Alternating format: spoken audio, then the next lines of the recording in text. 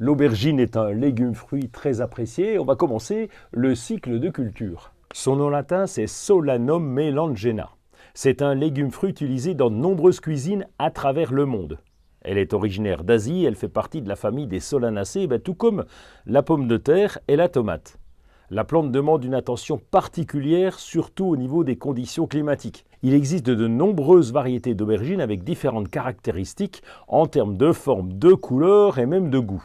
Et pour avoir une belle récolte, il y a 2-3 petits trucs à respecter. Les aubergines sont des plantes exigeantes en chaleur et en lumière. Dans les régions au climat plus frais, une culture en serre est plus tranquille. Comme elles sont sensibles au froid, elles doivent être plantées après les risques de gelée printanière. En fonction des situations, c'est souvent au mois de mai, voire la fin du mois de mai. Dans les régions au climat doux, on les cultive en pleine terre. Les aubergines ont besoin d'une température chaude comprise entre 20 et 30 degrés pour croître correctement. Elles ont besoin d'au moins 6 heures de soleil direct par jour. Et n'hésitez pas à planter des plantes mellifères à proximité, ça va favoriser leur mise à fruit. Une fois transplantées, pensez à installer un tuteur. Les fruits peuvent parfois être nombreux et lourds. La plante aura plus de facilité à se maintenir grâce à ce support. Comme la plante est demandeuse en eau et pour ne pas avoir à suivre trop régulièrement les arrosages, vous pouvez combiner 2 techniques efficaces.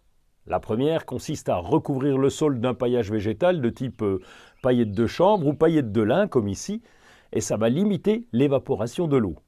Lorsque vous arroserez, versez l'eau sur le paillage et surtout pas sur les feuilles pour ne pas favoriser l'apparition des maladies. La seconde technique, c'est de positionner une bouteille d'eau munie d'une tête céramique. Plantez-la au pied de la plante et remplissez-la d'eau. Ce système permet d'apporter de façon continue l'eau dont le végétal a besoin. Et comme c'est une plante qui a besoin de beaucoup d'énergie, pensez à lui apporter un engrais à peu près tous les 15 jours. La plante va ensuite développer de jolies fleurs violettes qui sont bien reconnaissables. C'est après que les fruits arrivent.